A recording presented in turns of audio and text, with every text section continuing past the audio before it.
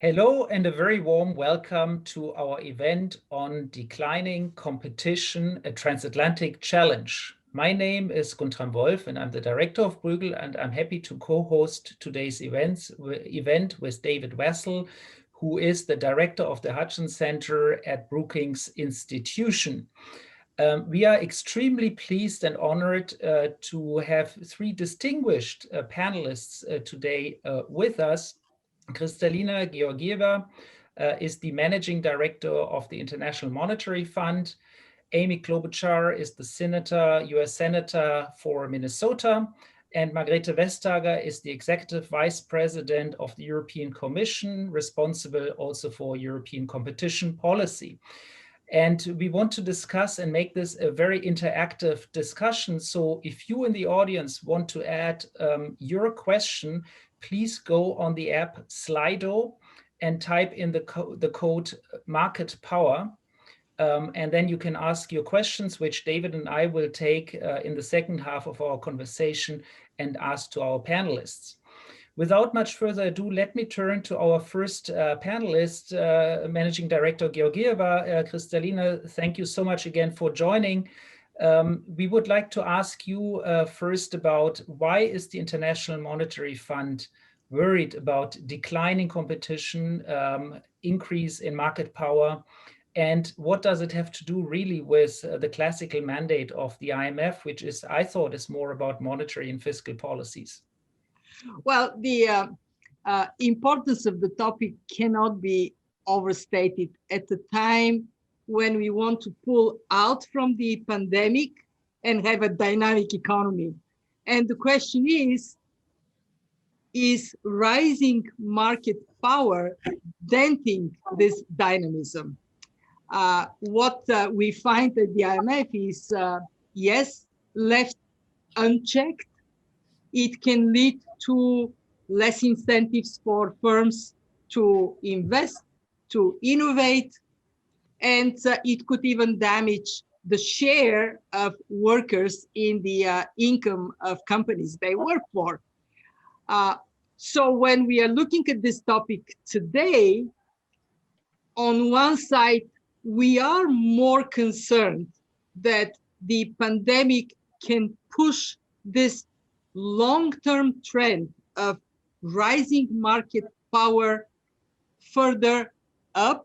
Why? Because we are projecting, as a result of gradual withdrawal of support for companies, more bankruptcies among SMEs, thus more concentration. We are at the same time positive because governments are paying attention. And it cannot be demonstrated any better but by the presence of two champions of level playing field, dynamic competition, Senator Klobuchar and my very, very dear friend from the European Commission, Margrethe Vestager. So we are in a situation in which we have to be vigilant, and policymakers have instruments in their hands they can apply, so we can have more investment, more innovation, boost for growth as a result. Let me go straight to what is new in the research we are putting out today. It is more evidence that dominant firms are becoming entrenched, and more evidence than when this is happening, their competitors are kind of pushed back in terms of their active participation in the economy. More specifically, the data shows that competitor sales are going down. The growth rate of sales is down by 6% in the sectors we studied. And even more importantly, R&D of competitors is going down in our research by 4%. What does that mean?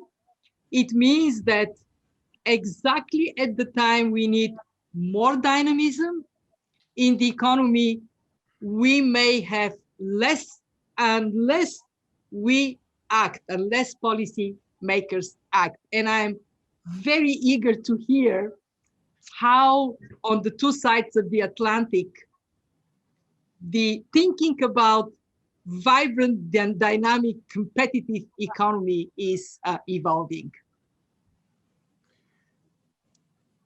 Thank you. I think I understand we're maybe having some audio problems, and I wonder if the people at Bruegel could check this out. I think in some sites we're not hearing the speakers, but let's continue the conversation and hope they can fix it as soon as possible. Senator Klobuchar, we're so glad you're joining us, and I want to compliment you on being able to find a painting to put behind you that goes so well with your jacket. The senator is joining us today from the Mall of America outside Minneapolis. So we're really pleased. We're really pleased to have you.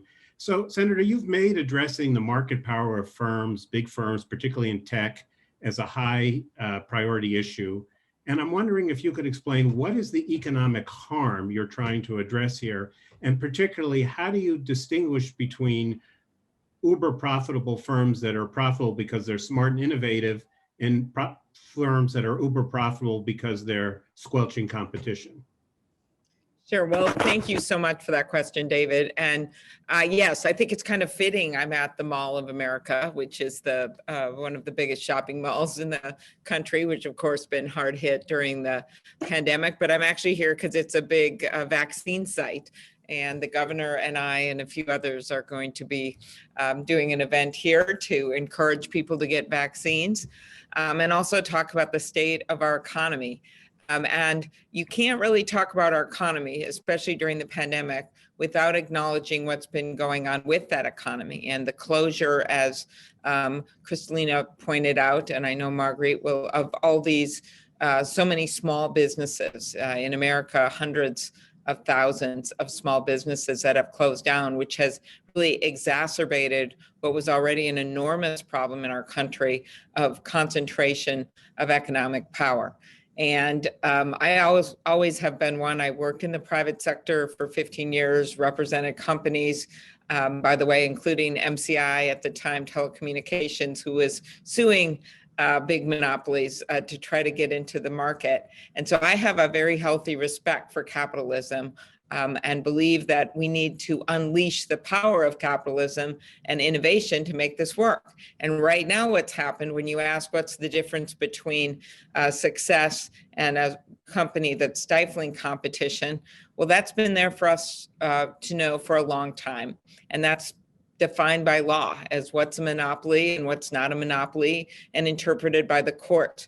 You can have highly successful companies that go along and do really well for a long time. But at some point, and this is why Adam Smith, the godfather of American capitalism, in his Wealth of Nations, warned about the unbridled power of what he called the army of monopolies, and that at some point, a company gets so big that it starts squelching innovation. And I think what you've seen with the tech companies, all you have to do is read Mark Zuckerberg's email when he was corresponding about the Instagram and WhatsApp. And in fact, what he said was that it is better to buy than compete. And he also, in describing these businesses, he said these businesses are nascent, but the networks established, the brands are already meaningful. And if they grow to a large scale, they could be very disruptive to us. Well, the whole idea of capitalism, and especially tech, is disruption, of getting new players in the market. And that is how you get new ideas. And I often wonder, would we have this huge privacy problem or misrepresentation and misinformation on the internet if we'd allowed more competitors to come into the market? Instead, what happened with Facebook and Google, and so many others, is they bought everything in sight. So those bells and whistles were not allowed to develop. So yes, you can use regulation as one thing, but also unleashing capitalism has often solved problems. And that is not happening right now in the tech area. So I have nothing against successful companies. I have a lot of them right here in my home state. But I do believe that if you want to keep rejuvenating capitalism, so you have the next Google and the next Facebook, then you have to make sure you have competition policy. And in the US, that means antitrust laws. Thank you very much. Guntram? Thanks a lot, Margrethe. Let's turn to you, Executive Vice President. So great to have you also, and of course you are known for your tough competition enforcement, at least in Brussels and Europe. Still, the European Commission has thought that it needed to complement its competition toolbox with the Digital Services Act and the Digital Markets Act as complements in the digital space in particular, where I think my reading is you feel that the classical competition tools are perhaps not enough. So can you perhaps explain what is your thinking on how to ensure competition, especially in the digital space?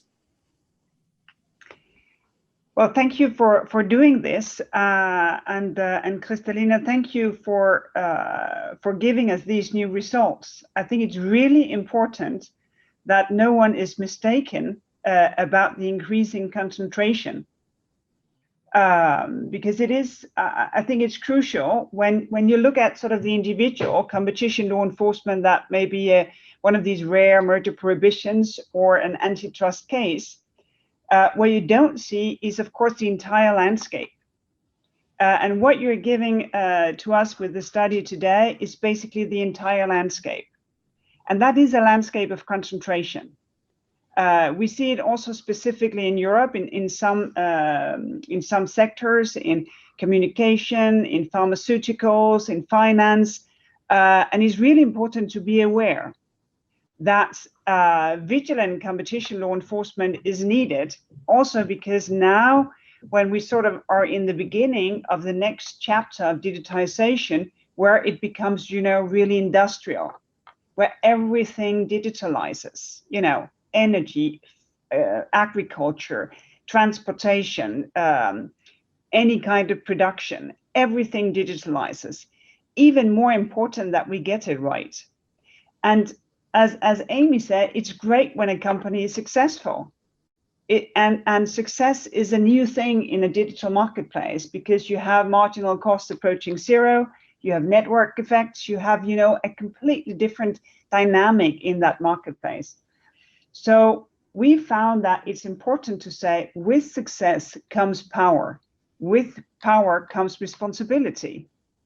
And especially in a market where things happen so fast. And this is why we are proposing specifically in the Digital Markets Act to complement sort of the case-by-case competition law enforcement, so that smaller players get a fair chance in markets where gatekeepers are present. So that those who keep the gate to the marketplace, they have obligations, and there are things that they cannot do because it is so powerful in the marketplace that it has to be prohibited. Because for us, it's really a matter of the heart that every business have a fair chance, because that is where the dynamics are coming from. And competition will then give consumers and citizens choice, equal opportunities, a more sort of fair society. And because of that, also a better social cohesion, and powers will be more balanced. And in a situation like this, where we want to recover, while at the same time make best use of digital tools and fight climate change, sort of the dynamics of the marketplace that Kristalina mentioned in the beginning is sort of a core tool, is a core asset that we cannot give up upon. Thank you. I thought I would like to note that Marguerite was very, very close to quoting the Spider-Man movie from the US, which is, with great power comes great responsibility. So. Well, Senator, as long as we have you, and I know you have your time is limited, I wonder if you could talk a little bit about how much can be done by regulation, how much can the Biden administration and its appointees do, and how much do we require new legislation? Sure. Well, I think you need both. And what you're seeing is a sea change going on right now in our country. You have an attorney general that just got confirmed in Merrick Garland, who is very familiar with antitrust. He's taught antitrust. He's handled antitrust cases as a federal judge and has a strong working knowledge of a very complex area of the law. I think that's good. While he's still putting his team in place, you have Tim Wu, who's known as a very aggressive on competition policy, is going to be working directly with the White House and the president. That's been announced. There are a lot of reports out there that Lina Khan, who's very aggressive on tech, is going to be nominated for the FTC. So you already see some people being put in place that are going to be change makers, which I think is a good thing. So those cases must be pursued. And I'd say our challenge in Congress right now is to get the resources so those agencies can't just take these big cases on, the biggest companies the world has ever known, with duct tape and Band-Aids. And I have a bipartisan bill with Senator Chuck Grassley, who's the highest ranking Republican on the Judiciary Committee right now, to up the budgets for the FTC and DOJ antitrust by some changing of the filing fees. So that's the first thing, most important we need to do. The second thing, as you point out, regulation on things like, there's also, it's not just antitrust, privacy. We have no major changes to any federal privacy laws with all the new products on the market. That has to happen in the US. And then with antitrust, some new standards should be put in place to reflect what's happening with tech, yes, but also the consolidation we're seeing all over. Our courts have become really conservative in terms of their rulings. At one point, for I think it was 15 years, plaintiffs had 0 wins before the US Supreme Court. The latest editions of Gorsuch and Kavanaugh, they've both been really conservative on antitrust. And just as we've done so many times in our country's history, we've made fixes, changes to the law so that our laws are sophisticated as the economy that it is attempting to unleash and regulate.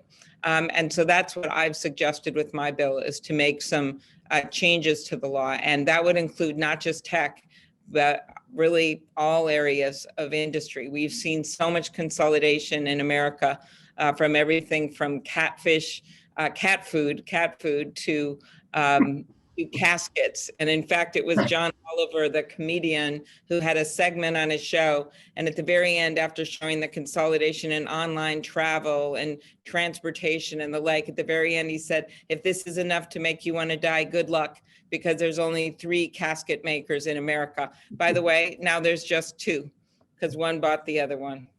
Thank you. Guntram? Well, Managing Director, perhaps I can come to you and ask you to dwell a bit more on on some of the findings of your report. And in particular, what struck me when reading the report is that you emphasize very much the effect of the pandemic. Small shops are closing and the big online retailers are thriving. Now, if you read that, I mean, I wonder, what's the role of antitrust here? I mean, at the end of the day, those shops are closing for very different reasons, not for competition reasons. Perhaps you can say a word on that. What's your conclusion on that? But also dwell a bit on this issue that was, I think, also raised by the senator, which is the mergers and acquisitions of the big tech firms that take over small firms. And what is your finding there?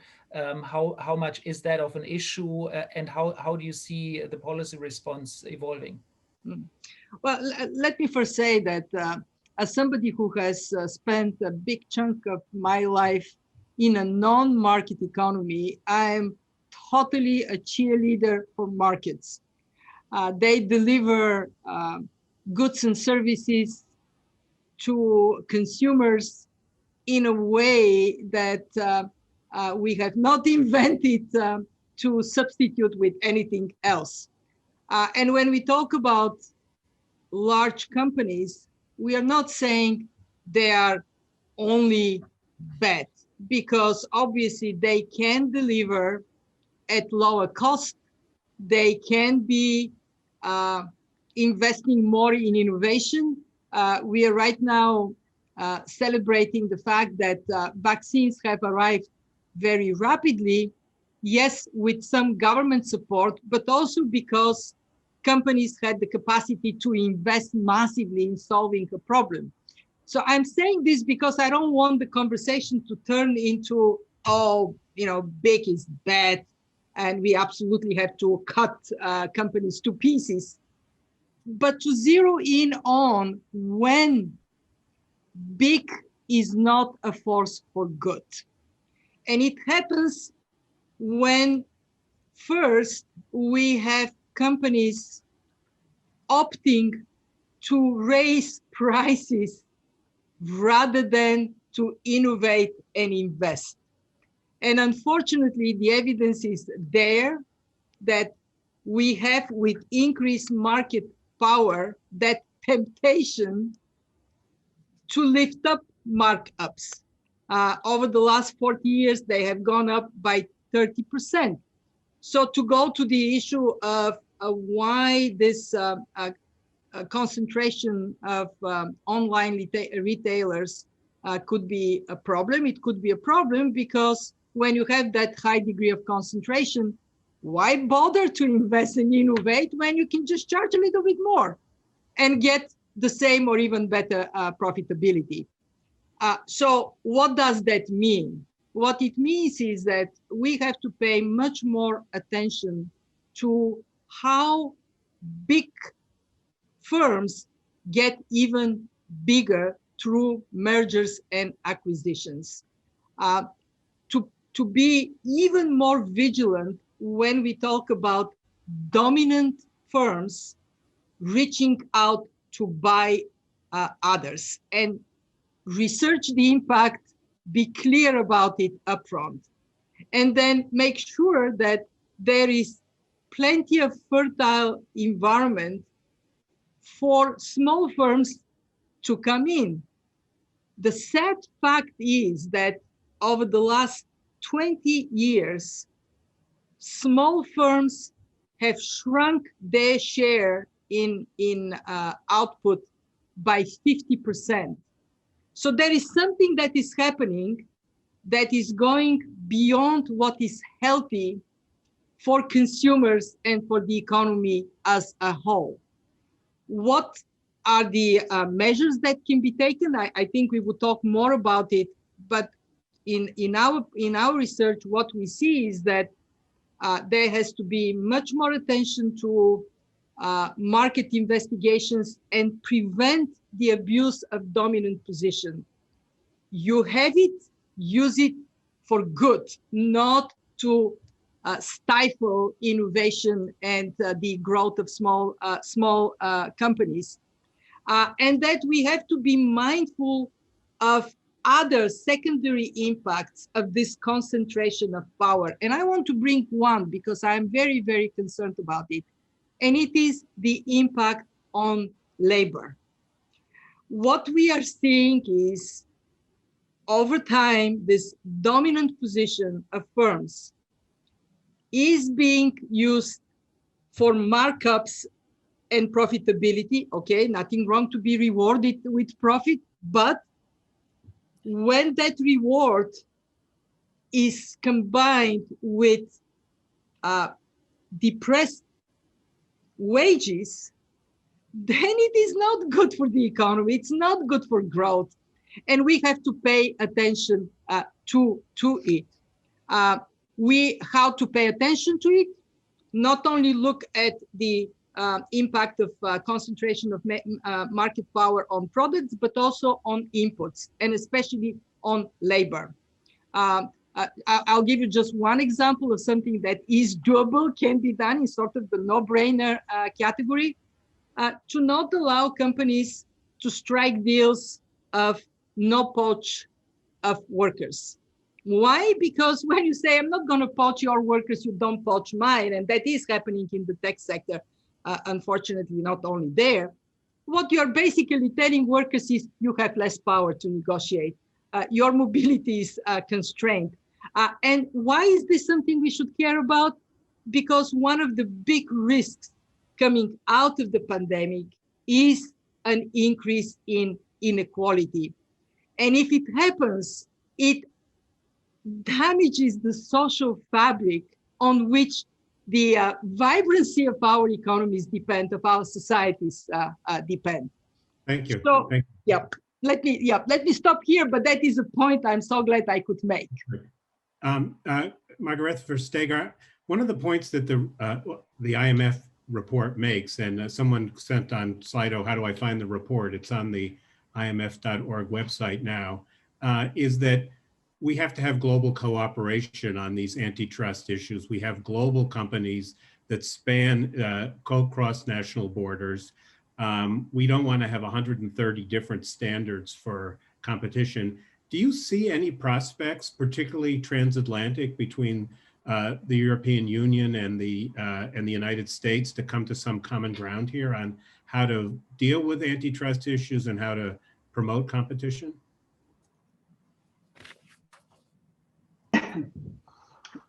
I think this is an obvious, very good point and observation that we're dealing with global companies. Sometimes they are addressing regional and also national markets, but the companies are global in their outreach, and we have a long-standing cooperation with friends and colleagues in the US, but of course we can be even better.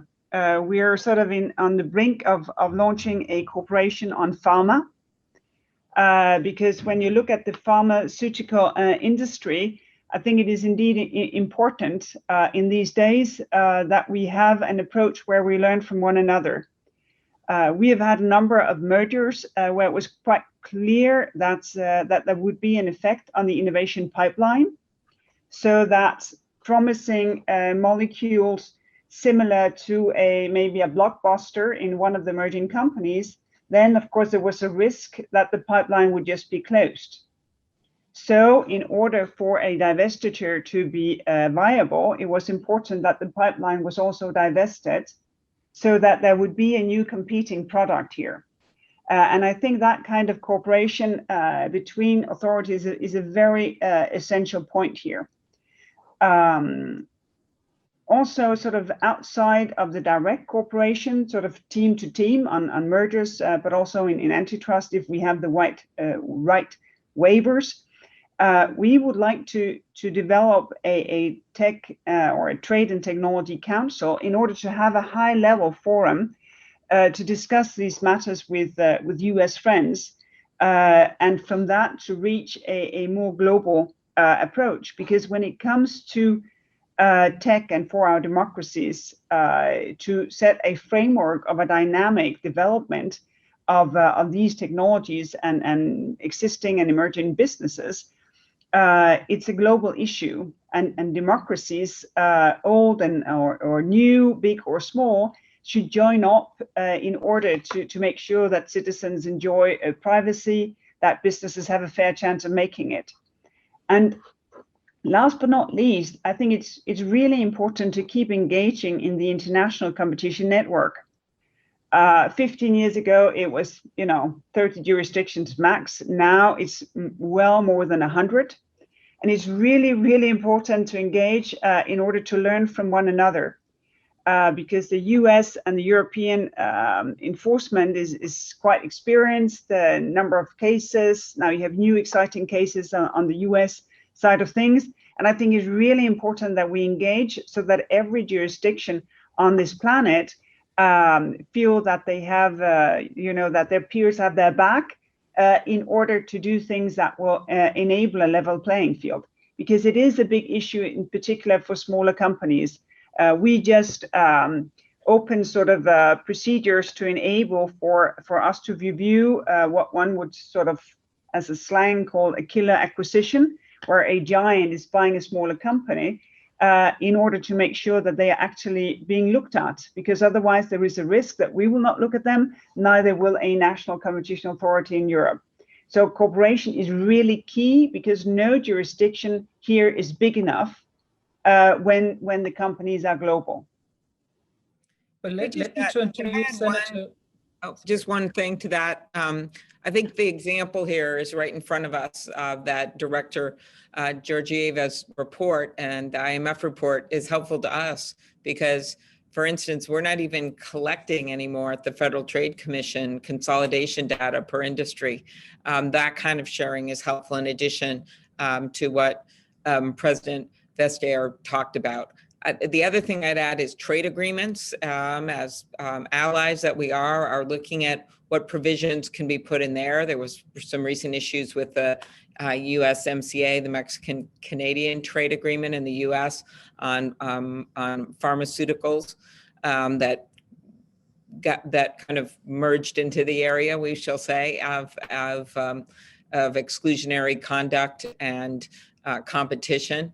I think that's something to look at. And then finally, last thing I'd add, and maybe we'll talk about the news issues, which just happened in Australia with Google and Facebook, the fact that other leaders in this area, including in the US, including in Europe, were commenting internationally about that situation where basically they were holding the country hostage and threatening to leave the country. The fact that I think that it became an international issue was certainly helpful in calling attention to the fact that these monopolies are so big now, they can literally threaten to leave an entire nation. Well, Senator, on this point, if I could ask you, and if I can also ask our audience, if you want to ask a question, please go on Slido and type in your question with the hashtag market power. Senator, if I can ask you a bit more on the US role in this, because these digital giants, they are, of course, US firms. And in Europe, there is for sure a very big debate about digital taxation, which I'm sure from a US perspective reads a lot like sharing the taxation burden, the pie of the tax revenues differently, so that less tax revenues accrues to the US government and more to the European governments. So where do you see really the boundaries of and the limits of cooperation across the Atlantic when it comes to dealing with these big tech companies? Well, again, we are proud of our tech sector in the US. They have brought incredible new products on the market, and we want to continue expanding that sector and have new companies come in. And one of this issue of taxation and data pricing is something that we're looking at here. Basically, the tech companies, their business model is to use the individuals who are their customers. They're basically profit centers, but they're not profiting themselves. Individuals are seen as people you can send advertisements to, and every single thing they do appears to be analyzed. There's privacy implications of that, but there's also monetary implications of that. And so there's major discussions going on, putting aside international taxation, which is always an issue with corporations, no matter if they're tech or not, and how they're taxed when they do business in foreign countries. We have our own issue right now about the fact, and I personally believe there should be more of some kind of a data tax that accrues to the benefit of the American taxpayers and the people that they are basically, these companies are using to make a profit off of. So we're having major discussions here about that as well. So I don't think it's just an issue of international, it's really an issue of how do you tax these companies appropriately when they are benefiting off the backs of the people that wake up in the morning and look at their phones and type in a search.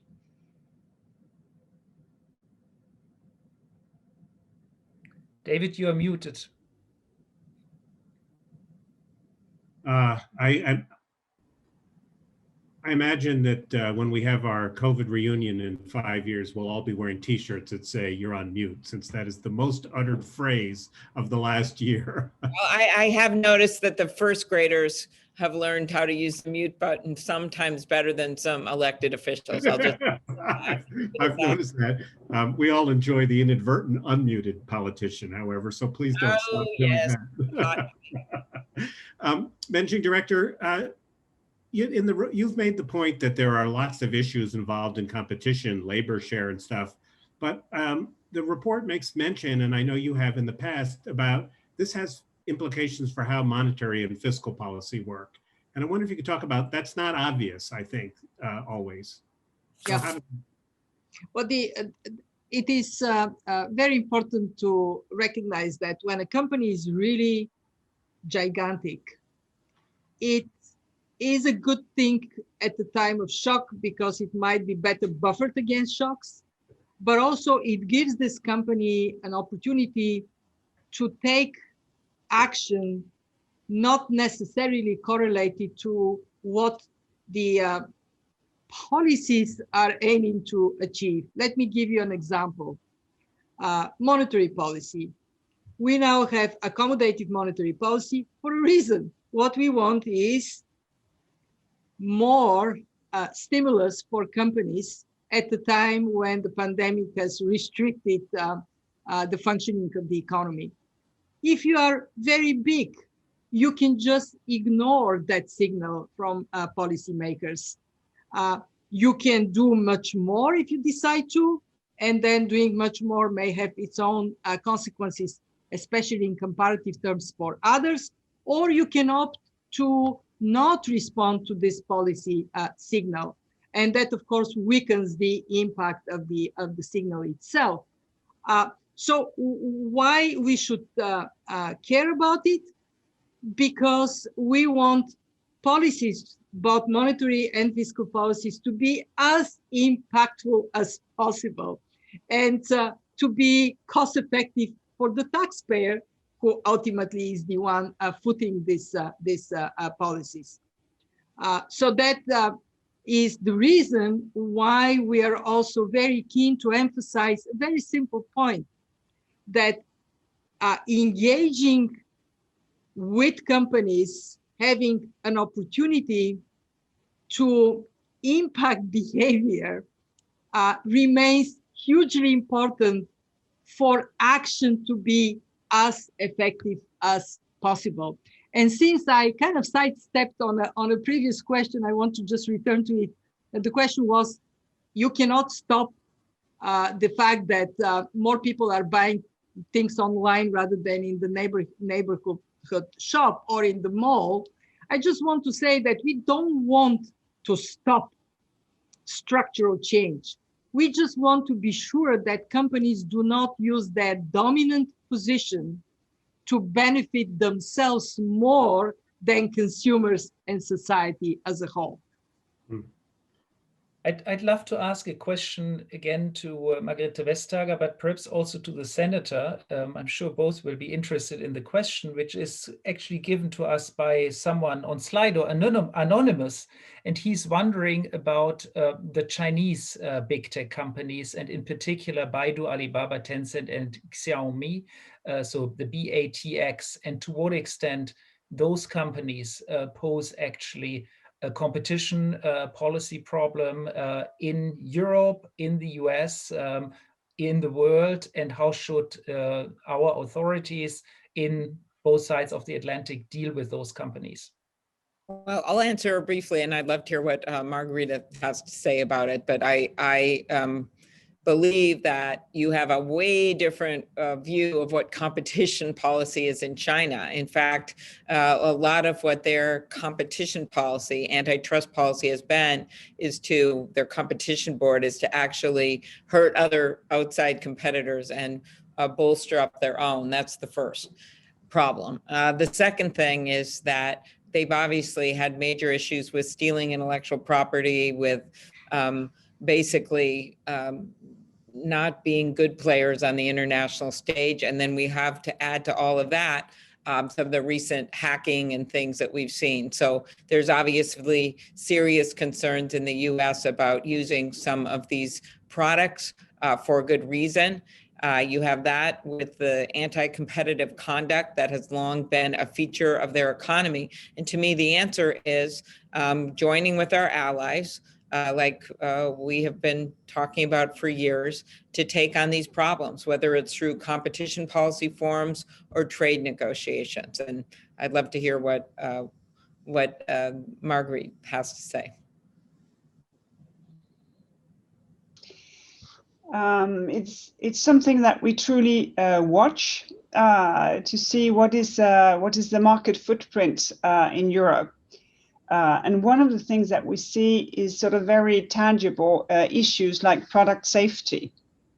I had a high-level digital dialogue with Vice President Ri late last year And this was one of the sort of tangible outcomes, number of things to discuss with them, but this was one of the specifics to say we need to work on this, because we see a lot of goods coming into Europe that do not live up to European standards.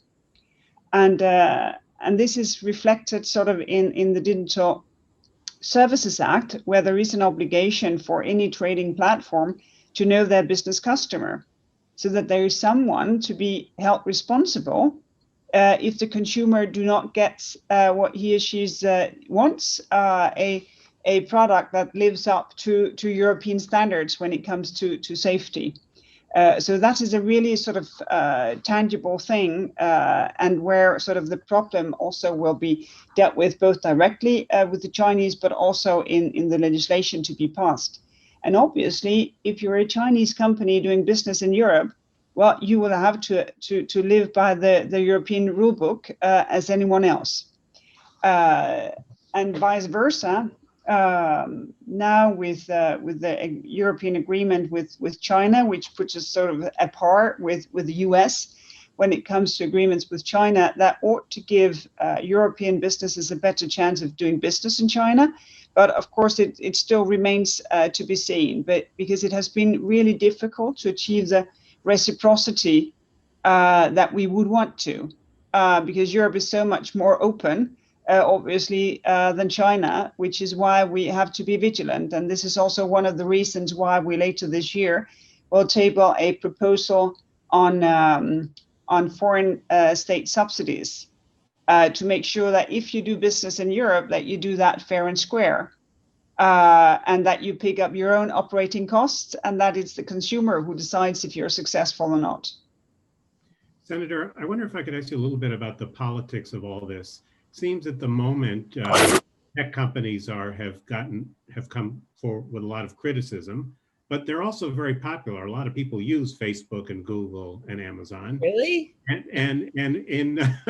And pharma went from being the evil industry to now the heroes of the pandemic. So I wonder how you see the retail politics of this at the moment in the US. You know, we need technology, we know that, and we certainly are grateful for the work that's been done on vaccines. And I'm someone who tends to be a little more moderate in tone. I haven't called people, bad names. What I just try to look at is step back and say, what's best for the people of our country, and what's best to bring prices down and bring in more innovation and new ideas. And you can still enforce competition policy and believe in it in your heart and not hate these companies. Let me use some examples. AT&T, when the government got involved, and this is under both Democratic and Republican presidents, so it really transcended those politics in taking on the breakup of AT&T, it was a big deal. What came out of it? Lower long distance prices, a successful cellular phone market, which at its beginnings was nothing but these huge phones that you could hardly fit in a briefcase, and a successful and strong AT&T that came out of it. Their own former director said they were stronger because they had gone through the process. So when I look at the politics in the US, do people need these products? Yes, but do they believe, and the polls have shown this over and over again, that markets should be just dominated by one company? No. I remember sitting in a diner in a small town in Albert Lea, Minnesota, and a woman looked at me. She said, I saw you on TV. I agreed with what you said. And I had just done a series of interviews about Russian interference. And I said, oh, was it about Russia? She said, no, it was about big. It was about big in agriculture. And that's true. It costs us too much. We only have one train that goes to our town. We only have one. People get this, and they get that we are a country of entrepreneurs. Americans are fiercely independent. Our whole country started because people were fleeing the monopolies of England, whether it was the East India Tea Company, which came along later, or all of the parliament-driven monopolies out of England. They came for freedom of politics and freedom of speech and freedom of religion, but they also came to be entrepreneurs. And so that is deep ingrained in the American spirit and was continued on through the centuries when farmers stood with pitchforks in the Midwest, objecting to monopolies in ag and transportation and rail, or the union movement came up in places like Chicago because of robber barons and the like. And literally every American can trace their story back to some kind of economic explosion over monopolies. And so I think that we are ready to go on this. There's a lot of interest against us. I know that. I see it every single day. It's really easy to say, oh, let's just let things be the way they are. But when you step back and wonder why is air rates so high out of mid-sized city? Why are seeds so high, the cost for farmers? Why is it that you can't get choices when it comes to privacy online? People realize what's going on, and it's up to us as leaders to captivate that and to find the bipartisan support, which I've been doing every single day to get bills introduced and passed. I just did another bipartisan bill on newspaper negotiations with the big tech companies. It's on us to take this on, and I'd start by not calling it antitrust anymore. That's a hard word for people to get their arms around. I think competition policy is a lot more positive. Thank you. Gudrun? Yes, so I wanted to ask a question to Kristalina, which is actually also from the audience, which is really about the question of industrial policy and how we see the tension between competition policy on the one hand and industrial policy on the other hand. And industrial policy, in a sense, has seen a huge revival already prior to the pandemic. But during the pandemic, it's been really all about supporting our companies, supporting them to survive, supporting them to perhaps also create the new vaccine more quickly. So where do you see the tensions, and where should we fall in this tension between competition and industrial policy? And I'm sure, Margrethe, you also want to say something about that, I'm sure. But first, perhaps Kristalina. But what we are witnessing is change is accelerating, and there are two huge drivers of structural transformation: the need to deal with the climate crisis and digital. The digital economy was expanding before the pandemic. The pandemic just put it on steroids. So the question is, can we support this transformation with smart policy? And can competition policy be part of this smart policy? And what we do at the fund is to provide evidence.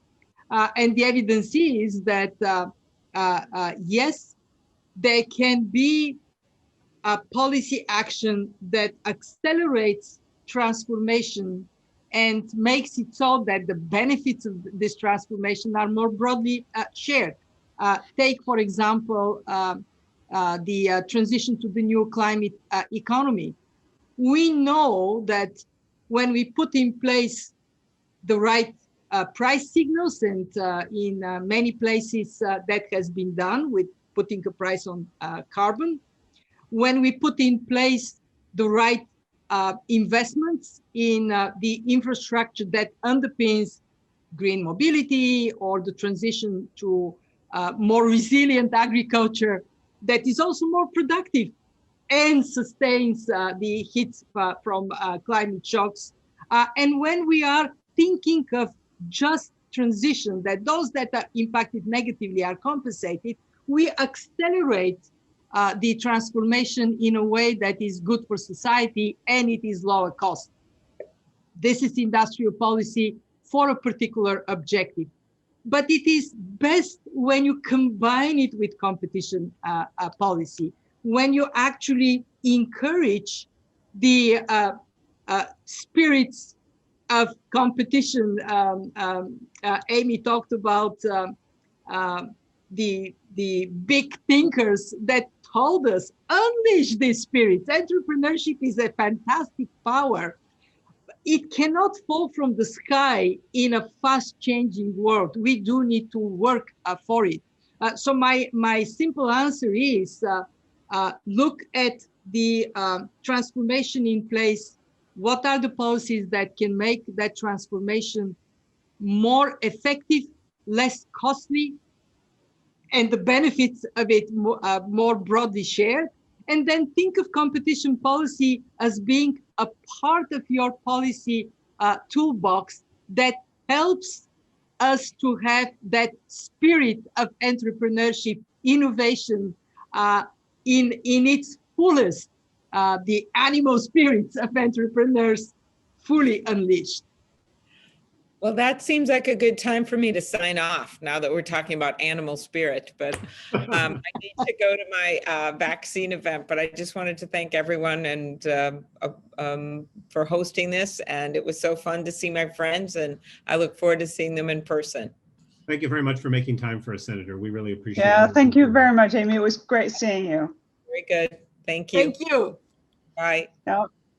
Now when I have the floor, because as you said, Guntram, I would indeed like to comment on this also, because the problem is that we're discussing industrial policy as if it was sort of old school state interventionism, that it was sort of a small group of politicians selecting what companies should be successful and which should not. And a modern industrial policy and competition law enforcement and competition policy is basically two sides of the same coin. The two things go together, and they go together very well, because we can correct market failure. For instance, excessive risks in some areas where risk is a barrier for innovation to happen. Which is why, for instance, we have this important project of common European interest in batteries in order to push for next generation of batteries, and also the organization of how to use and recycle batteries, which is not a thing that any individual business would do. While competition as such would keep the market open, it would keep it dynamic, it would allow for a network, for instance, of suppliers to develop, rather than having sort of a single supplier dependency. So a modern industrial policy is not afraid of competition. On the contrary, a modern industrial policy really needs competition in order to create the strongest possible businesses. So in that, I really appreciate how Kristalina put it, because I think that is the approach. And if we can push that forward, well, then we will have stronger businesses, and we will indeed also have stronger businesses who will be, not only entrepreneurs in general, but also be entrepreneurs in the specific to fight climate change and to make the best possible use of digital technologies. And that is where we want to go, as you have seen it in the industrial policy that we launched almost to the date a year ago in the European Commission. Thank you. Managing Director, what would you most like to see the antitrust and competition authorities do? What is it that you think should be done differently than it's done today? Well, let me say that we heard from Senator Klobuchar and from Margrethe quite a lot of thinking what needs to be done, especially in this very fast-changing area of the digital economy. What we observe at the fund, and this is also in our new publication, is that first, in this time of rapid change, competition authorities do have to be more vigilant. They do need to look at each and every angle of especially merger and acquisitions. They have to bring more comprehension to aspects that may have been less emphasized before. For example, not necessarily to be guided just by size, but to be guided by the value and prospects of a merger and acquisition as they do their research. They have to be more determined to investigate, even if there is no immediate evidence of wrongdoing. just so they keep, especially dominant firms, on their toes. It is important to think of, in the fast-moving area of digital, to think about interim measures. Maybe we do not have any more the luxury to finish an investigation and make a judgment. Maybe there has to be some agility in between. And if I were to say one thing that I am particularly keen to see, it is build expertise for the future. The UK recently created a special unit that is actually dedicated to the competition in the digital area to understand it better. Obviously, that leads to one conclusion that Senator Klobuchar already brought up. They have to invest in the US. Apparently, I was quite impressed by this. Over the last decades, the share of what is being paid for competition authorities' work as percentage of GDP shrunk by half. So in 4 decades, the market power has gone up, but the capacity of competition authorities to deal with it has gone down. Obviously, this is not a healthy trend. And I would finish with where both Margrethe and Amy were before. International collaboration. The world has become an even smaller place.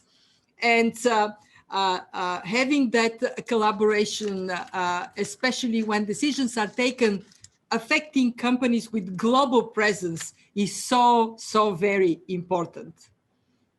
Guntram, do you want to ask the last question? Yes, we really only have, I think, 1 or 2 more minutes left before David introduces the next panel. But perhaps just one question on an aspect also asked by someone here on Slido about sustainability and sustainability criteria, whether they should be included or not in competition policy assessments. And what do we do if there's differences across the Atlantic with perhaps more ambitious sustainability criteria on the EU side than on the US side?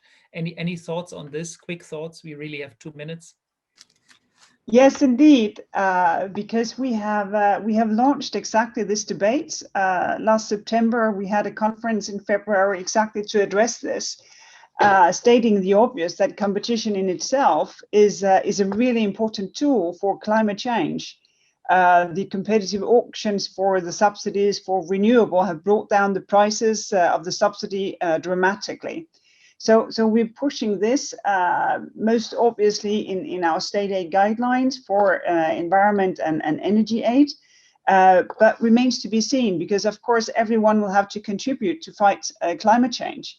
But I just want to add one thing to what Kristalina said, and this is that history is not over. We need also to enable people to organize in order to have a strong negotiating position to get part of the value that is being created.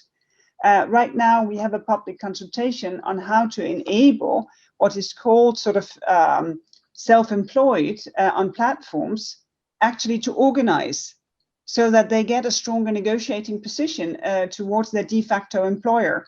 And I think that's really important that we don't forget some of these old fights to get the negotiating power right, because that is also part of fighting excessive concentration and that profits are increasing and just drifting up to the 1%, that we enable people to organize so they have a strong position to negotiate. And in that respect, we still have a lot to do. And I think that is a global issue to enable that. And that is also an issue, and I think we share that, all of us. I just want to make sure that everyone sees that competition law enforcement should do its vigilant duty, but also enabling people to get a stronger negotiating position. Well, with that, thank you very much, Kristalina Georgieva and Margrethe Vestager for joining us today, and also to Senator Klobuchar. I think this is a conversation that will continue when the pandemic is past. And the kind of big picture research that the International Monetary Fund is doing and that people at the European Commission and the US Senate are taking advantage of will help us, I hope, to have a more prosperous and widely shared prosperity in the future. With that, we're going to turn to a panel of economists to discuss these same issues. I'm very pleased that my former colleague from the Wall Street Journal, Greg Ip, will be joining us as the moderator. And on the panel, we have Romain Duval, who is at the International Monetary Fund, is one of the primary authors of the report. Nancy Rose, who is a professor at the Massachusetts Institute of Technology in Boston, and Tommaso Valletti, who is at Imperial College Business School in the UK and the University of Rome.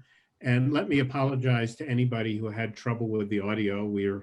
I think we've mastered it, but if not, I assure you, you can watch the whole thing in great detail on the replay, and you won't miss a word of what we've had. So with that, Greg Ip. Thank you so much. Thank you. Thanks very much. Thank you, Margrethe. Yeah, it was so good seeing you. Looking forward to give you a real hug. Okay, Greg, go ahead. Okay. Thanks very much, David, for that introduction, and thanks for a terrific panel. We heard really incisive and interesting and cutting-edge observations from those policy leaders. Today, we're going to follow up with the technocrats, the pointy heads, as I like to call them, my favorite people, the ones who are going to take us a little bit into what we know and what we should do based on the research out there. I mean, obviously, this is very, very topical. I was writing a lot about antitrust and exploring this even before the crisis. And the crisis, as we heard Managing Director Georgieva put it, basically put the growing clout, especially of digital companies, on steroids. Just this past weekend, my own newspaper had an article entitled "Congress Weighs Stricter Antitrust Laws." So this is very, very topical. And it was great that the International Monetary Fund has come out with a staff discussion note that really tackles, I think, the key empirical questions about what we know about market concentration and what its effects have been. My panelists today are Romain Duval from the International Monetary Fund, who led this effort, Nancy Rose, who is one of the leading scholars on antitrust in the United States from the Massachusetts Institute of Technology. She at one point had the top economics position in the Department of Justice's Antitrust Division, and Tommaso Valletti from Imperial College in London. And he actually had the equivalent job that Nancy had in the United States, only he had it for the European Commission. So welcome, everybody. And to everybody listening in, if you have questions, you can go to Slido, sli.do, and you can enter questions there, and we'll try to get to those if possible before the end of our discussion. Romain, I would like to start with you. Please, this is a very impressive piece of research you and your team have done. Could you please, just in a minute or two, summarize the main empirical findings for us, what you discovered in this exploration of antitrust and market concentration around the world? Sure, Greg, thanks much. And it's a pleasure to be here. Basically, we do three things in this new work. One is we bring new facts on market power, the rise in market power, and how it could be amplified by the pandemic. Second, we bring new evidence regarding the adverse macroeconomic effects of the rise in market power. And third, we draw, concrete competition policy implications, some of which have been discussed actually, by our previous panelists. And so let me start with a few facts on market power. There's been a rise in market power. It's been documented before. 1/3 increase in price markups among listed firms in advanced economies since the early 80s. But the new thing that we show is that as a result of the pandemic, because of SME bankruptcies that we think are coming up, we're going to show that in new work, and also because of the further rise of big tech firms in technology in particular. So both economy-wide and in the technology sector, what we see is a raise that concentration is going to further rise.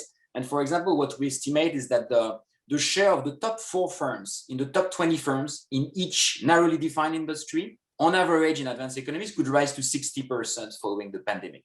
And that would be a rise that would be as big as the rise in concentration we saw in the 15, 20 years before the pandemic. So that's for the fact. The other thing is that this market power is becoming more entrenched. It's the same firms year after year that are at the top, okay? And in a vibrant economy, you would want some turnover, right? That is, there's a newcomer that grows and eventually displaces an incumbent and becomes itself a high market power firm through innovation and bringing new customer services. And that's what's going to give you growth. The problem is we're seeing less of that. The likelihood that if you are a high market power firm today, you remain so next year is 85% today. It was only 75% in the new economy era of the 90s. And if you accumulate those effects, right, year after year, these are very large, give you very large gaps between the two eras.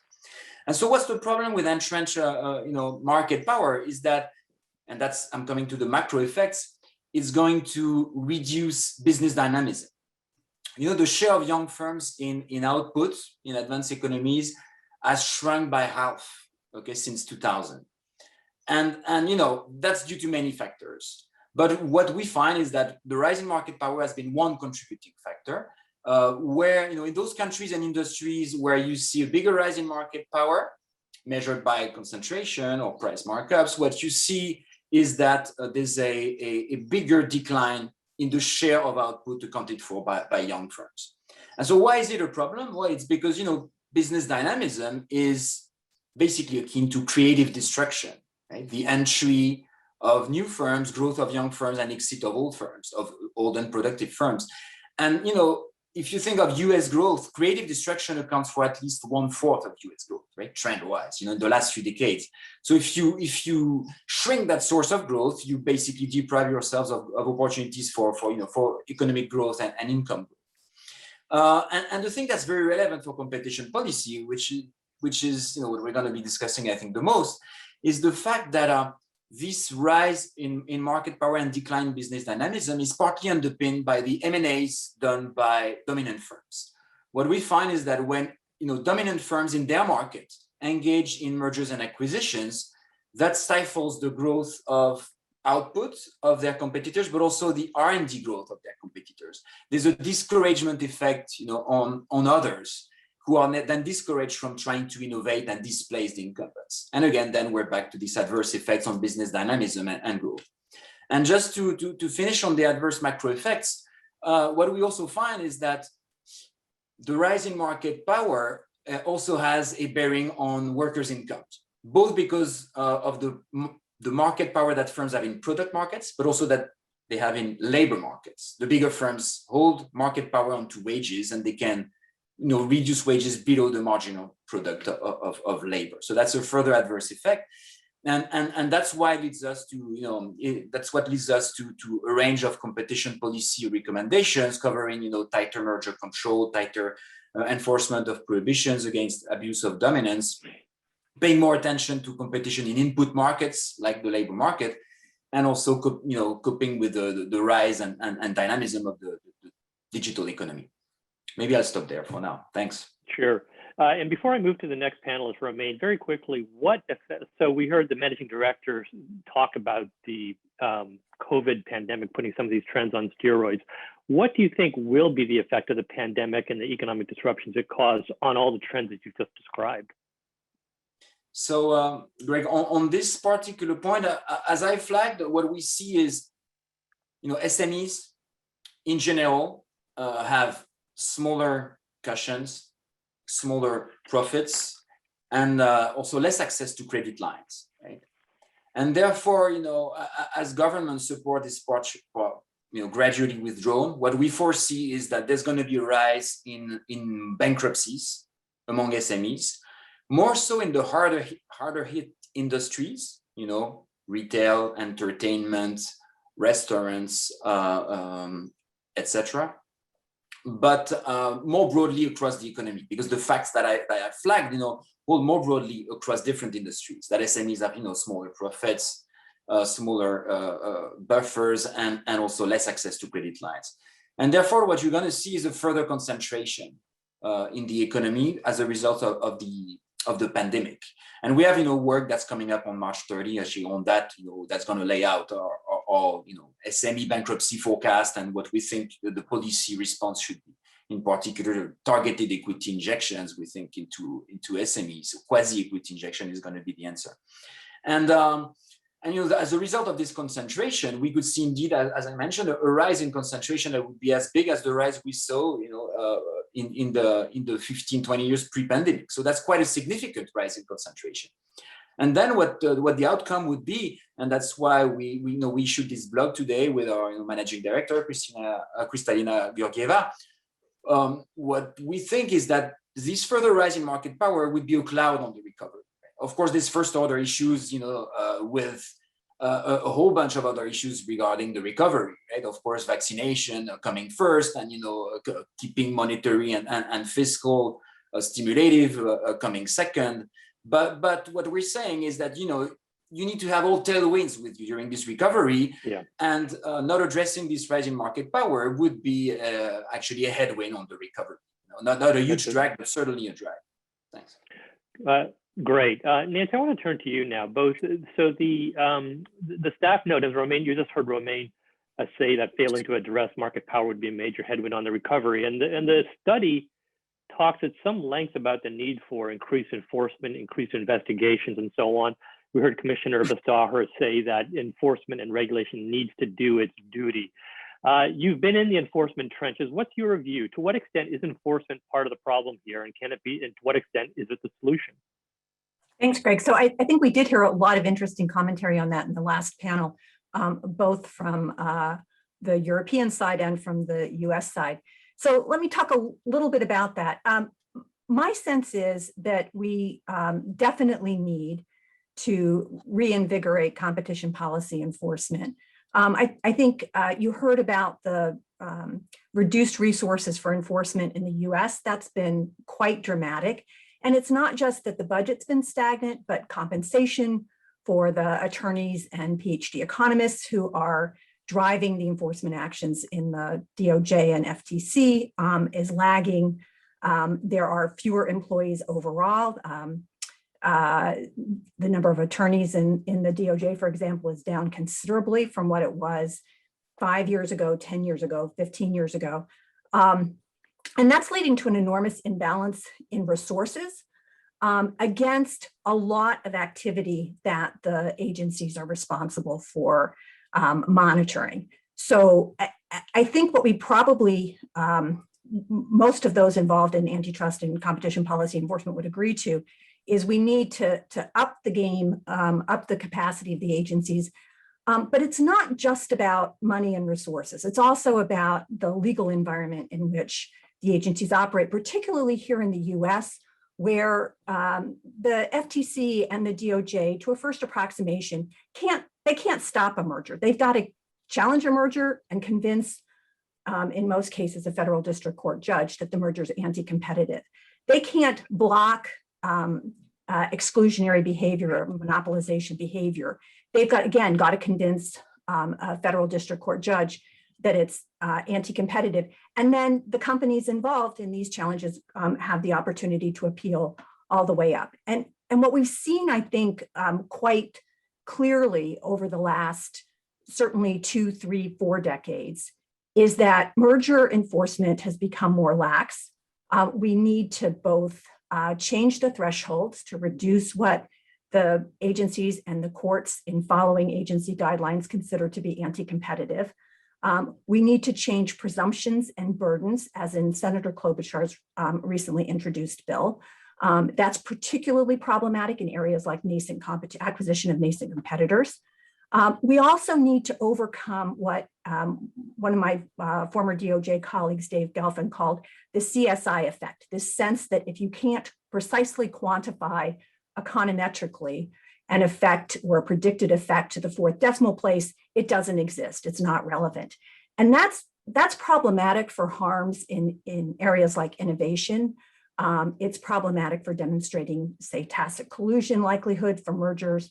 So we need to change the case law, and that's even more true on the conduct side, where decades of court rulings have narrowed the scope and raised the burden for claims of exclusionary behavior. It's almost impossible now to succeed in a predatory behavior challenge. It's almost impossible to succeed in a unilateral refusal to deal challenge. And the whole scope of platform and two-sided markets is a complete mess after the Supreme Court's truly terrible decision in American Express. So let me pause there, because I'm sure what we can sort of talk, particularly with Tommaso's got insight into EU, where some of the similar challenges exist, but the institutions are different, and so there are also some perhaps different challenges there. Yeah, thanks for that, Nancy. Wow, there's a lot there, and I hope we can get back to some of those very important points that you've raised there. Tommaso, let's hear about your insights from the other side of the Atlantic. What are the lessons that Europe has learned from the post-global financial crisis market concentration, antitrust environment? And what so-called low-hanging fruit is there for Europe to pursue on this front? Thank you so much for inviting me. And the first comment I want to make is that I found the previous panel extremely interesting. And I was really, I want to say surprised, but I was really happy to hear how the narrative, which is coming from the US, has changed dramatically. So the words we heard would have been unthinkable just over a year ago. It's also true, that's my comment, that the United States hadn't done a lot in the past 10 years, so any change may resonate. But really what I was hearing about breaking up potentially, at least keeping it in the toolbox and so forth, is something that I said would have been unthinkable. So a change in words, and also so rapidly, that is frankly very encouraging in a sense. If you do want to have change in Europe, instead the situation is a bit more stale. The work which is coming from the IMF is also great. It's another element in the jigsaw. But no matter how you cut the data, the periods, the countries, the industries, you come up with the same picture. Okay, we cannot establish the ultimate causal results, but at least we know where we are. And now we are in a different place compared to where we would have been 20 years ago.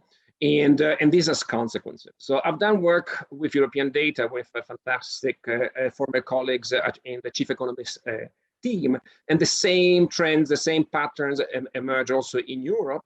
What's interesting there, perhaps a couple of lessons, is that when it comes to antitrust, it's important to zoom in on the firms which are typical clients of antitrust authorities. From the macro perspective, it's good to have metrics for the overall economy, but when it comes to antitrust, we really want to concentrate on industries with market power. So, and that's when we did our analysis with European data, you see that industries with concentration, so with large firms, became increased their concentration even at a faster rate than the other sectors. So where the problems are became even more concentrated over the past 10 years. So you should really concentrate on that if you have an antitrust perspective. The second lesson that is at least coming from European data is that we had a precedent. It's not COVID, of course, but we had a huge financial crisis in 2008. And you see there a lesson of mistakes not to be repeated. And the mistakes there are that lots of money was actually given, and that's a good thing. I'm not saying that was the mistake, but lots of taxpayers' money was actually given to firms. But that's exactly the moment when also merger enforcement went down dramatically. So you see in the data that in 2011, just to give you a ballpark measure, the typical enforcement rate in Europe, I can define what that means, but it is around 6%. So of the total cases presented in front of the Commission, almost none is ever prohibited, and most are approved. But in 6% of the cases, you do a deep assessment or you impose some remedies. That's the average. And in 2011, so right after the crisis, that figure went down to 2%. So you cut by a factor of 3. And that became so the increase in concentration that you observe in 2011 is actually the starting point for what is coming next. So you want to make sure that this lack of merger enforcement doesn't happen now, again, because this is determining the market structure for the years to come. So, and I don't see actually a huge increase in merger enforcement right now, which is actually what we call the low-hanging fruit is there. And then I'm in agreement with Nancy.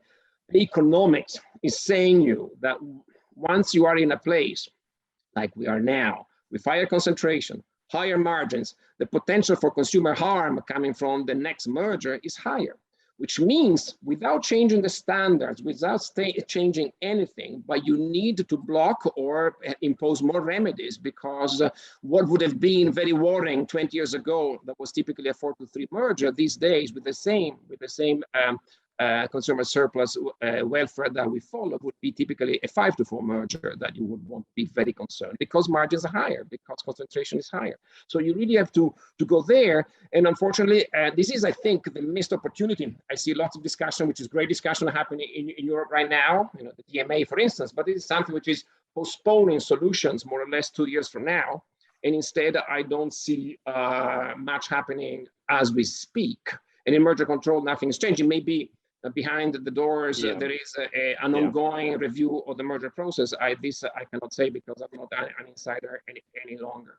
There are people, including myself, who are calling for basically a return to some structural presumptions. So concentration matters, size matters. A structural presumption, which is rebuttable, basically means you Google, you Facebook, you're so big, why do you need to buy another firm? Why don't you do the investment yourself? You've got the resources. And this is not saying the other firm, the target, should not be acquired. She can be acquired by someone else, but not by a super dominant firm. This type of discussion is happening in the States. In Europe, instead, we're a little bit behind. Thanks, that's a great overview. In fact, I think you've touched on, you know, what does this mean for consumers? And I think that brings us to an interesting question, which I think has run throughout the antitrust debate in the United States and Europe, and whether the consumer welfare standard, which has basically been the lodestar of American antitrust for decades now, is still the appropriate standard, and whether the United States should indeed perhaps move towards something that has been more typical in Europe, where the preservation of competition itself is perhaps the policy goal. Starting with you, because we just finished with you, Tommaso. Oh, Nancy, I see you raise your hand. So let me hear your thoughts on this. I know you've thought a lot about this. Consumer standard, stay or go. Yeah, so stay. I just want to object in some sense, and you're picking up on the debate and the way it's phrased, but I'd object to this characterization of in the US, we have some consumer welfare standard that doesn't take the protection of competition as its lodestar, and in Europe they do. I think in both Europe and the US, the lodestar is protection of competition. The consumer welfare standard has been a way of operationalizing that. And I think is appropriately understood is perfectly capable of continuing to sort of direct our focus to where potential competitive harms are. The place where maybe it's gotten a bad rap, and I think it's not at the agencies, but is when people say, oh, the consumer welfare standard just means price. It doesn't care about anything else. And I don't think that's correct. And then the second piece that you sometimes hear is it just means price to final consumers. And I also think that's never been true. We take mergers in the US. We think the agencies, when they investigate mergers, are thinking about harm to sort of the next level down, the first purchaser of a product, if it's a merger of a producer, or, and this is where there's been less attention, but not none, the harm to suppliers upstream, because you've concentrated the buyers and given them more power, and that harms sellers. The sellers could be farmers, if we take kind of, say, meat processing mergers, and the DOJ has challenged a number of those. It could be labor markets, workers, and that's where we've seen many fewer challenges, but not none. Or it could be kind of other suppliers. So for instance, when the DOJ challenged the Anthem-Cigna health insurance merger, one of the alleged harms was an upstream harm to healthcare providers who would see their see competition for their services decline and would be harmed by that.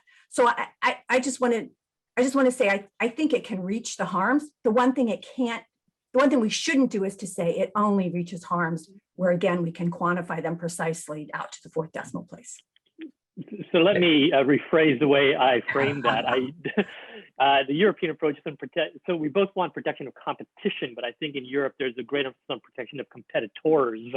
That so for example, in the case of advertising and Google search, I think that one of the European Commission's findings was that the behavior of Google had actually been negative for the number of competitors, and that in itself was, a harm. And Tommaso, I want to get to you in a second, but Nancy, before I let you go, because you touched on this in your earlier remarks, you talked about how we need to do things, for example, like increase the burden on merging companies in terms of and so on. How much of what you're talking about is really just asking the people we have to do their existing jobs with their existing authorities differently? How much actually requires new legislation quickly? So I think it's a mix. I think that the courts have exhibited a fair amount of deference to the horizontal merger guidelines, which lay out the way the agencies will investigate and evaluate and potentially challenge mergers. And those have become more lax, probably, I think, unreasonably lax over time. So I think that we can, they've strengthened in some ways, and then in terms of concentration levels become looser. I think we can change some of what we need to do to enforce better by reevaluating those. But as I mentioned, case law in the US is really determinative of how the courts are going to evaluate challenges. And we've got a lot of case law that is really harmful to enforcement. And so I think we probably do need some of the type of increased presumptions, burden shifting type of approach that's in the Klobuchar proposed bill, broadly speaking, that type of approach. Thanks. Tommaso, what are your thoughts? Consumer welfare standards, stay or go? Yeah. So this is a very old debate, and I want to partially disagree with Nancy in the sense that, of course, I agree in principle, but in practice, the practice of antitrust is on prices in static markets. So I've been chief economist for 3 years. I never saw a labor market consideration being brought in any of the European cases. When we tried, you mentioned the Google search, and actually we were not protecting competitors, we were protecting the competitive process, and competitors meant, more choice, more innovation. So it was still in the lenses were through the impact on consumers. But when we tried to do that, again, the antitrust community was attacking us for doing something unprecedented because we couldn't measure that. It's only by proxy, et cetera, et cetera. So anytime you try to bring inside the picture, which is a coherent economic framework, you try to put in choice, innovation, et cetera, you face a very uphill battle because there is a whole set, an army of consultants that will say you have to prove it, and so the burden of proof is on the. And this is not a healthy conversation because the resources at stake are incredibly asymmetric. So you may think that the European Commission has a lot of power or the DOJ has a lot of power, but try to compare it with the amount of consultants, of lawyers that a Google, a Facebook, or an Exxon, it doesn't need to be a big tech, any of these companies, or a Monsanto can actually bring to the table. And the current discussion is really a war of attrition, of exhausting people, of a market definition, very narrow things. The other day, a judge in California dismissed even the possibility of looking into a case against Apple of some producers of games because the discussion was you haven't proven that the App Store is a relevant market, which one economist says, come on, there are 2 operating systems in the world. You can have either Android, and if you're a game developer and you want to reach any iPhone, you must go through the App Store. And the whole debate was on these esoteric to most people kind of principles, but then that's where the real meat of the discussion is. So the shift of burden of proof, in my opinion, is exactly what we need, because we need to bypass this lengthy process, this battle, which is very asymmetric, and concentrate on the substance, because we don't go on the substance too many times because of procedural problems. Well, it sounds like the whole question of the burden of proof is really, really key going forward to how the antitrust paradigm may shift. Romain, I want to come back to you and touch on something that I think Nancy brought up, which is that competition is about more than, consumer welfare is about more than price. What do we know about the effects of declining concentration on non-price aspects, for example, on quality and innovation in the relevant markets? Yeah, thanks, Greg. That's something I wanted to raise, right?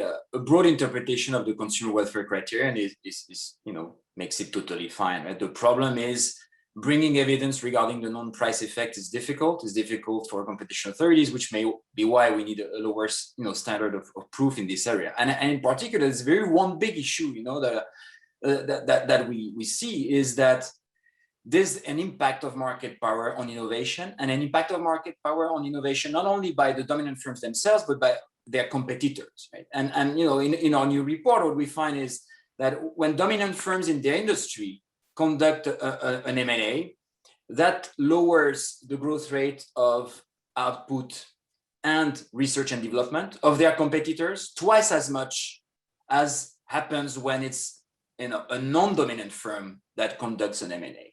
So this is a big deal. The problem is this is the kind of evidence that's really hard for competition authorities to be using in practice. And yet, from at least we're at the fund, right? We're more macroeconomists. From our side as macroeconomists and growth economists, this is actually a very big deal. A lot of the literature right now is exactly on these issues. The fact that if you have major dominant firms and followers that lag far behind, what you end up with is with a market structure where the leaders themselves get discouraged get disincentivized from further innovating because they're so far ahead, the rest, that they lose their own incentives, and they start innovating much more incrementally by accumulating patents that they purchase in the market, by doing small innovation as opposed to radical innovation. And at the same time, they discourage the far lagging behind followers from trying to catch up and displace them. And then you get a much less dynamic, vibrant economy and slower growth and slower income growth.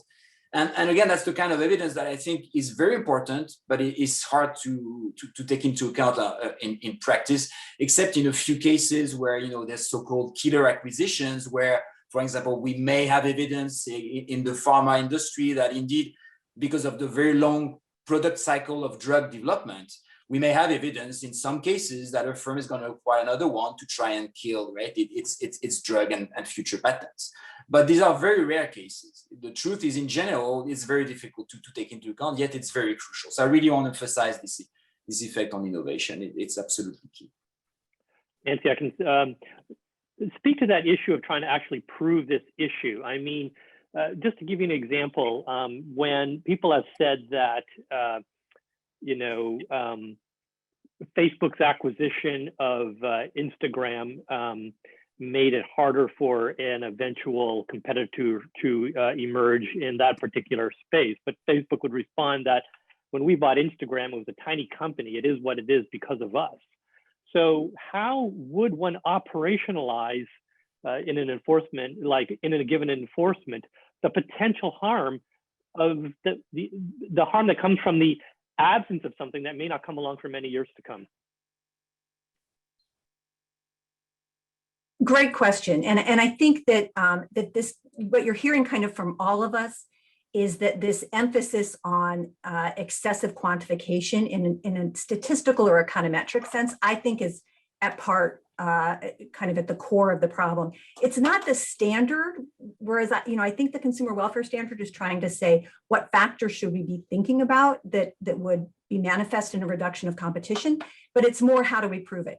So the example that you gave is a terrific example, and it's a broad area of this kind of nascent or potential competition where I think merger policy is broken pretty much everywhere. I mean, I think in the US it is next to impossible to win a case like the Facebook Instagram case would have been at the time it was considered. The most recent, perhaps successful, one of the recent successful challenges on that ground was the DOJ's challenge of the Visa Plaid merger in fintech, where the antitrust division argued that Visa was acquiring this kind of disruptive potential new entrant who did not yet compete kind of head to head with Visa, but was coming up alongside it and potentially would overtake or provide an additional competition in debit card markets or in debit card transactions. I think that goes to the heart of this, which is, Tommaso talked about changing the burdens or changing the presumptions, and it's not that we need a different standard, but I think if you had, for example, a very large dominant player acquiring a nascent competitor, having to prove that it was not going to be anti-competitive, you'd flip the analysis on its head in terms of, who had to demonstrate that reduction in competitive harm wasn't going to occur. In the current context, that probably depends a lot on both documents and witnesses because of the difficulty of predicting that through some type of econometric model. And I think one of the problems is that courts have now a kind of buildup of potential competition or nascent competition cases where they've ruled that it's not problematic. And so they're more reluctant to rely or have a higher standard even for documents and witnesses. And of course, if companies know that they're likely to be challenged on those grounds, they're more cautious in producing the documentation. So Senator Klobuchar, quoted extensively from emails that Mark Zuckerberg had written about that acquisition. I would venture to say if Facebook was doing a similar acquisition today, those emails would not exist. He would be much more cautious about what was put in writing, and it would be more difficult to find that documentary evidence. So that's where I think then, if we've got witnesses coming in and even a hint of this documentary evidence, we need courts to be more willing to consider it. But it's as Tommaso's pointed out, it's really, the current environment is really challenging for those types of successful challenges to mergers. Thanks. Tommaso, I'd like to actually address a spin-off issue related to what exactly Nancy was just talking about, which is that some of these tech companies now are so powerful and so dominant and have, as two-sided platforms, become such hinge points in the digital economy. There's a view in some quarters that they basically are de facto utilities and should be regulated as such. That at a minimum, they should not be allowed to make mergers or compete in areas where they are both. They should not both be allowed to be the supplier of a good and service in an area where they are the essential, facilitator of that good and service. So an obvious example, should Amazon also be able to allow products to produce its own products and sell those products that compete with the third-party merchants on its own platform? What are your thoughts? Are there much more dramatic structural remedies that need to be taken with respect to these utility-like digital companies? That's a great question. The answer is going to come from a combination of various instruments that we have. So there is now an acknowledgement that some regulation is needed so that beneficial effects from network externalities are not lost, but they don't accrue to a single dominant firm, but they are shared. And we have learned good lessons in telecoms, in banking, in electricity. But I want to say a couple of follow-up points. We cannot just wait for these regulations to come into being, because it will take a couple of years. And there is a lot of missed opportunities if we wait, especially in Europe, for this to happen. Secondly, regulation comes with its own cost. The regulation is imperfect. Europe has a greater appetite for regulation, I would think, compared to the United States, that historically they like it less. And so we have two better options, I think. One is the current merger enforcement don't allow these monopolies to become further entrenched. And then, and this is where I really find the European Commission's approach surprising. They basically say that breakups are never to be seen because they simply say, no, third strikes out. So it's really a last resort type of thing that will never come along. And instead, we've done it. We've done it with AT&T. We've done it with British Telecom in Europe. We've done it with electricity companies. And this is it's a structural solution. So if the problem of self-preferencing, you mentioned Amazon, it could be Google, is that there is abuse of dominant position, which is structural, you need to affect that structure. And the structure may come from the vertically integrated nature of some of these players. So I am a bit surprised not even to hear a conversation about that, which is happening in the States, but in Europe, people are silent or they are just in denial that this is even a possibility to be considered, which again, just as a tactic, I mean, I think it's a good structural solution, but even if you adopt it as a tactic, you want to have it in your toolbox when you're negotiating with a big tech giant, saying, look, guys, if you don't offer a remedy, which I think is easy to monitor, which I have doubts, is easy to enforce, which I have doubts, I always have this big option, which I can play around this. Instead, if you already reduce your bargaining, your negotiation power, you're not going to go very far with the regulatory proposals which are on the plate currently in Europe. Romain, I know that in the staff discussion note, you explicitly addressed this question of whether some form of utility-like regulation might be appropriate for these digital companies. What did you find? So, on that front, I would say that first, there's a couple of no-brainers regarding strengthening competition policy that can go some way, right? We advocate more market investigations, more scrutiny of mergers by dominant firms, and all of that features very prominently in Amy Klobuchar's Calera bill, in the Digital Markets Act in the EU. So as regards the question of breakup, no, we just come with the following thoughts. If I think of telecom deregulation in the past, right? What's common and what's different in this case? So one is what's common, by the way, is it can come either in the form of antitrust decisions or regulatory decision. Right? In the US, it was mostly the AT&T antitrust decision. In Europe, it came mostly, in fact, through European Commission directives that mandated access to the local loop and eventually the breakup of the incumbent monopolies, the national monopolies typically, in two parts, right? The upstream part, the network part, and the downstream part, which became the competitive part. So that can be done. The thing, though, what makes a very big difference, I think, with big tech today, is that in the case of telecom, or think even more so, electricity, railways, right?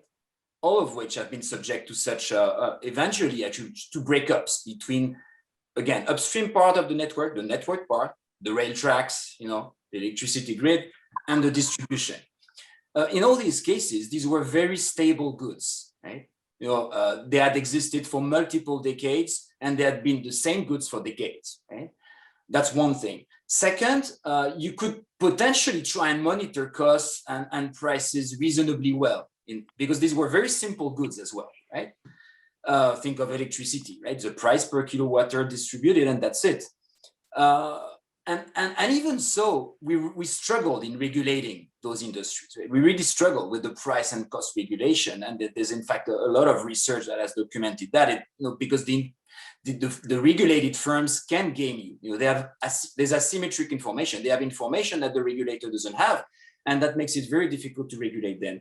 So I think all we want to stress in our report is that all options should be on the table also regarding the tech industry. But clearly, this is a much, much bigger endeavor with much bigger risks than was the case with things like telecom, electricity, or air transport or rail transport deregulation.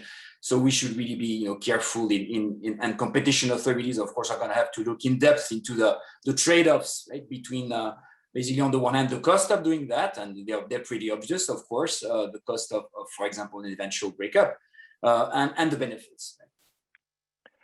So there's so much more I'd like.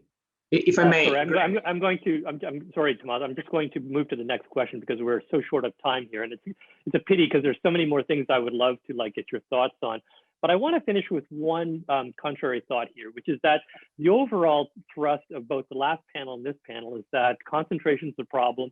Regulators, legislators, enforcers all need to do more.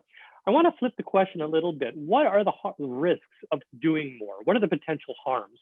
And I'll specifically ask about one, which is that we live in an increasingly politicized environment. And in the last 4 years, I know from my own coverage that antitrust became political in the United States. For example, the Department of Justice tried to halt a merger between AT&T and Time Warner. And there were very strong suspicions that this was politically motivated because President Trump had considerable animus towards a Time Warner unit, CNN. So is it possible that when we equip our enforcers to do more, that we are opening the door to more abuse, more errors, more problems? Nancy, let me just ask you, what are the risks of doing more? So I will say, I think, Greg, we may even disagree on what the underlying economics of the AT&T Time Warner merger were, and whether a challenge would have been appropriate even in a less politicized environment. I do think in the US, as I said, the strength and the weakness of the system, depending on where we are on this kind of pendulum of enforcement, is that you have to convince a district court judge. I don't think we should overemphasize the risks that we saw from the last 4 years. The DOJ during the Trump administration was abominable. I don't think we've ever seen a situation in which the agency was as politicized, to the point of going out and undermining its sister agencies' actions, undermining state AG's actions, in opening investigations of marijuana mergers that had no competitive effects just because the attorney general didn't like the industry. So I don't think we should overstate that. It's terrible when it happens. It shouldn't happen. I hope that the previous AAG bears considerable costs from his behavior, but I think it's pretty clear right now that the costs of under enforcement are massively in excess of the costs of over enforcement, where we are today, and probably even where we'll be in another 4 years. Thanks. So I would just say that whatever abuses you may have thought occurred under the previous or any administration, surely when you expand the tool set and the legislative tool set available to them, so grows the potential for those abuses. And I would say that in the current context, the legislative debate underway here in Washington, which is about what to do about, for example, the digital monopolies, you cannot separate that from the political context. Democrats are angry at these companies for supposedly facilitating Russian interference in the 2016 election. Conservatives are angry for supposedly being censored. So once again, when you decide to act on this, it just seems to me that how one tries to actually come out with a good economic social solution separate from a person's particular political priors is a tricky question. Tommaso, can I get your thoughts on this? Yeah, but I disagree with your premise that some debate has become more political. I think antitrust has always been political, and that's not a surprise. We have pretended for 30 years that it wasn't political because it was left to the experts. So a very inner circle, a very thin political market, because it's not a particularly salient type of conversation happening for the bigger public. So the fact that now this conversation is expanding, is going beyond the usual, we are the experts. So it goes beyond us, that the IMF comes in and there is greater participation. I think that's great. And that's what democracy is about. In the US presidential election, these topics were part of the agendas of some politicians, and the people elected some representatives. So I think that's very refreshing. And I think you can still do very good economics within the political dimension that we live every day. So I think it's a good historical moment we're actually going through. Thanks very much. There's so much more I would have liked to have got to. This has been a terrific discussion. I'd like to thank Romain, Nancy, and Tommaso for sharing your thoughts with us. Thank you. And I'll now turn it over to my friend David. Much, Greg. Thank you very much, Greg, for a stimulating conversation, and to Romain, Tommaso, and Nancy for joining us. This has been a fascinating hour and 45 minutes. I think it's a down payment on the debate we're going to be having for the next couple of years. And hopefully the public policy will be improved by the contributions of people on this panel and the leadership of the people on the previous one. I want to thank particularly my colleagues at Bruegel for helping us organize this, and for the staff at the International Monetary Fund for helping us work on the making it happen. And again, I want to apologize if you missed some of the audio. When we post the video, you'll be able to hit every pearl of wisdom, so you won't have missed anything. So with that, have a good day, stay safe, and look forward to the continuing conversation.